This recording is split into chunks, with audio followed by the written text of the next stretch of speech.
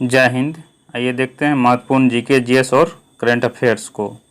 तो विजय हजारे ट्रॉफी 2021 के विजेता कौन है? ये मुंबई हैं। विजय हजारे ट्रॉफी 2021 के विजेता मुंबई हैं। नेक्स्ट क्वेश्चन है, दिल्ली के प्रसिद्ध लाल किला तथा जामा मस्जिद को किसने बनाया? ये शाहजहां ने।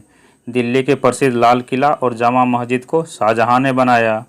2023 में पहली बार अफ्रीकी पैरालंपिक खेलों का मेजबानी कौन सा देश करेगा? ये घाना के द्वारा किया जाएगा। 2023 का अफ्रीकी पैरालंपिक का बात हो रहा है, तो ये घाना के द्वारा मेजबानी किया जाएगा। तानसेन के प्रारंभिक गुरु कौन थे? ये मोहम्मद गौस। तानसेन के प्रारंभिक गुरु मोहम्मद गौस थे। तानसेन का मकबरा कहाँ स्थित है? ये ग्वालियर में। तानसेन का मकबरा ग्वालियर में स्थित है। ग्वालियर कहाँ है? ये मध्य प्रदेश में है। ग्वालियर मध्य प्रदेश में है। भक्ति आंदोलन की पृष्ठभूमि किसके द्वारा तैयार किया गया था? ये रामानुजाचार्य के द्वारा। भक्ति आंदोलन की पृष्ठभूमि रामानुजाचार्य के द्वारा तैयार किया गया था। हाल ही में लॉन्च किया गया आई ड्रॉप का संबंध किससे है? तो वैक्सीन डिलीवरी से। आई ड्रॉप का संबंध वैक्सीन डिलीवरी से है। क्षेत्रीय परिषद का अध्यक्ष कौन होता है? तो ये गृह मंत्री। क्षेत्रीय परिषद का अध्यक्ष गृह मंत्री होता है। 21वां संविधान संशोधन के द्वारा कौन सी भाषा संविधान में जोड़ी गई? ये सिंधी भाषा। 21वां संविधान संशोधन 1967 में किया गया था। इसके द्वारा सिंधी भाषा को 15वीं भाषा के रूप में जोड़ा गया। मूल संविधान में 14 भाषा था और 15वीं भाषा के रूप में सिंधी को जोड़ा गया। अकबर को कहाँ दफनाया गया था? तो अकबर को सिकंदरा में दफनाया गया था। अकबर को सिकंदरा में दफनाया गया था। सिकंदरा में ही अकबर का मकबरा है। मुगल काल का राजकीय भाषा क्या था? तो ये फारसी। मुगल काल का राजकीय भाषा फारसी था। विट्ठल मंदिर का निर्माण किसके द्वारा करवाया गया था? तो कृष्णदेव राय के द्वारा। विट्ठल मंदिर का निर्माण कृष्णदेव राय के द्वारा करवाया गया था। कृष्णदेव राय के द्वारा अमुक्त मलयालम ग्रंथ लिखा गया था। काफ़ी चर्चित बुक है। अमुक्त मलयालम कृष्णदेव राय के द्वारा लिखा गया था। चर्चा में रही अंशु मल्लिक का संबंध किस खेल से है? ये कुश्ती से। अंशु मल्लिक का संबंध कुश्ती से है। भवानी देवी ये तलवारबाजी है। भवानी देवी तलवारबाजी है। नेत्रा कुमनन ये नाविका है। नेत्रा कुमनन नाविका है। कृष्णदेव राय के राजगुरु कौन थे? तो व्यास राज थे। कृष्णदेव राय के राजगुरु कौन थे? व्यास राज थे।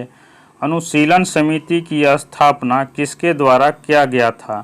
तो ये वरिंद्र घोष तथा भूपेंद्र दत्त के द्वारा किया गया था। अनुशीलन समिति की स्थापना वरिंद्र घोष और भूपेंद्र दत्त के द्वारा 1907 में कलकत्ता में किया गया था। कब? 1907 में कलकत्ता में किया गया था। मीराबाई किसके समकालीन थे? तो ये तुलसीदास के। मीराबाई तुलसीदास के समकालीन थे। तालीकोटा का युद्ध कब हुआ था? तो ये 1565 में। तालीकोटा का युद्ध 1565 में लड़ा गया था। कॉमनवेल्थ गेम 2020 का आयोजन कहाँ किया गया? तो ये हो जाएगा बर्मिंघम में। बर्मिंघम में कॉमनवेल्थ गेम 2020 का आयोजन किया गया। वर्तमान में शास्त्रीय भाषा की संख्या कितनी है? तो ये 6 है। शास्त्रीय भाषा की संख्या 6 है। जैसे संस्कृत हो गया, मलयालम हो गया, तमिल हो गया, तेलुगु हो गया, ये सभी शास्त्रीय भाषा है। तो शास्त्रीय भाषा की संख्या वर्तमान में 6 है। हिंदी को प्रोत्साहन देना संविधान के किस अनुच्छेद में कहा गया है? तो अनुच्छेद 351 में। हिंदी को प्रोत्साहन देना अनुच्छेद 351 में कहा गया है। वित्तीय आपात भारतीय संविधान में किस देश से लिया गया है? तो यूएसए से। वित्तीय आपात की बात हो रही है तो ये यूएसए से लिया गया है। और सारे आपातकाल जर्मनी से लिया गया है। भारतीय संविधान में 3 प्रकार के आपातकाल की व्यवस्था है। भारतीय संविधान में 3 प्रकार की आपातकाल की व्यवस्था है। पहला है राष्ट्रीय आपात, राष्ट्रपति शासन और वित्तीय आपात। राष्ट्रीय आपात और राष्ट्रपति शासन जर्मनी से लिया गया है और वित्तीय आपात यूएसए से लिया गया है। भारत पर आक्रमण करने वाला प्रथम मुस्लिम शासक कौन था? ये मोहम्मद बिन कासिम। ये 712 ईस्वी में आक्रमण किया था। प्रथम मुस्लिम आक्रमणकारी कौन था? मोहम्मद बिन कासिम था। हर्षवर्धन के काल में भू राजस्व का दर क्या था? तो 1/6। हर्षवर्धन के काल में भू राजस्व का दर 1/6 था। गुप्त वंश का अंतिम शासक कौन था? गुप्त वंश का अंतिम शासक विष्णुगुप्त था। गुप्त वंश का अंतिम शासक विष्णुगुप्त था। हाल ही में 2020 का गांधी शांति पुरस्कार किसे दिया गया? ये शेख मुजीबुर रहमान को। हाल ही में 2020 का गांधी शांति पुरस्कार शेख मुजीबुर रहमान को दिया गया। गंगईकोंड के नाम से किसे जाना जाता है? ये राजेंद्र प्रथम को। गंगईकोंड के नाम से राजेंद्र प्रथम को जाना जाता है। राज्यपाल का पद किस देश से लिया गया है? ये कनाडा से। राज्यपाल का पद कनाडा से लिया गया है। राष्ट्रपति पर महाभियोग किस अनुच्छेद में वर्णित है? अनुच्छेद 61 में। अनुच्छेद 61 में राष्ट्रपति पर महाभियोग का वर्णन है।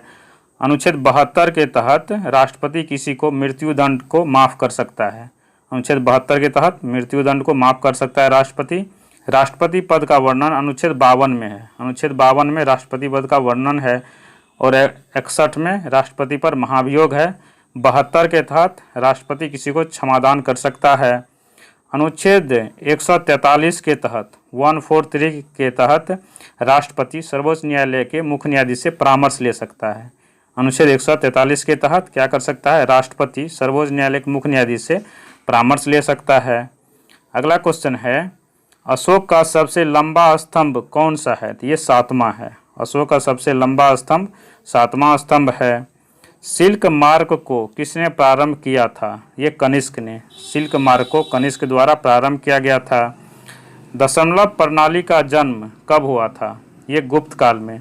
दशमलव प्रणाली का जन्म गुप्त काल में हुआ था। जहांगीर का मकबरा किसने बनाया था? ये नूरजहां ने। जहांगीर का मकबरा लाहौर में है। इसे लाहौर में दफनाया गया था और इसका मकबरा किसने बनाया? नूरजहां ने बनाया था। भारतीय इस्पात संघ के महासचिव किसे नियुक्त किया गया है? ये अशोक सहाय को। भारतीय इस्पात संघ के महासचिव अशोक सहाय को नियुक्त किया गया है।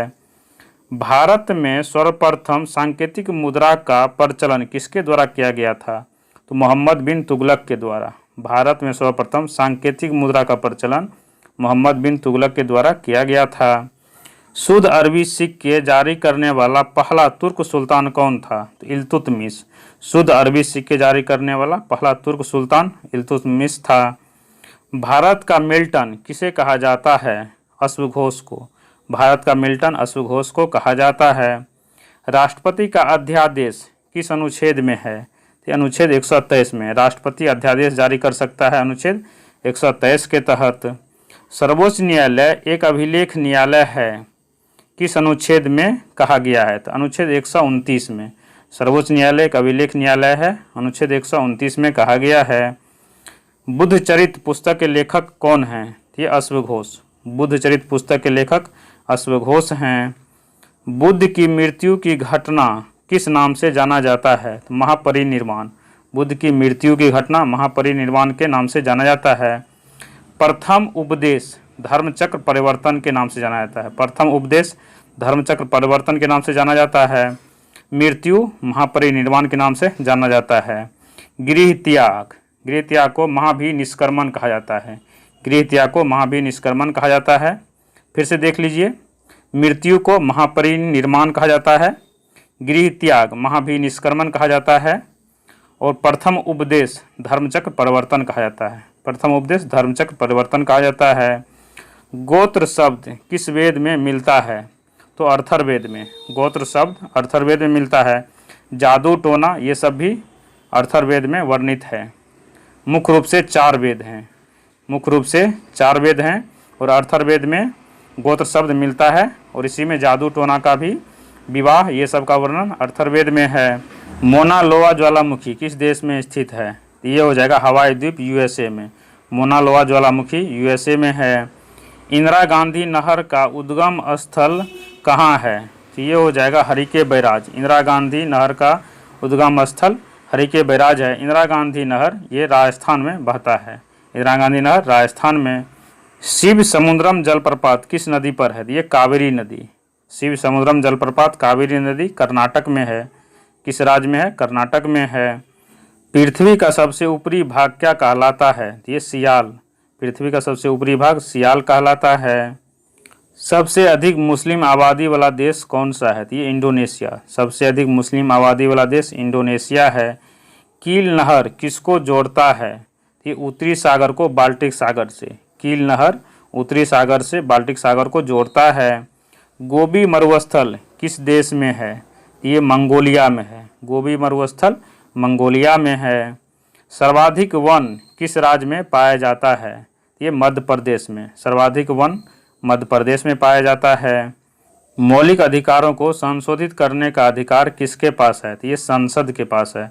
मौलिक अधिकारों को संशोधित करने का अधिकार संसद के पास है। ये था आज का टॉप 50 क्वेश्चन। वीडियो कैसा लगा कमेंट में ज़रूर बताइए। अगर चैनल पे नए हैं तो प्लीज़ चैनल को सब्सक्राइब कर लीजिए। जय हिंद।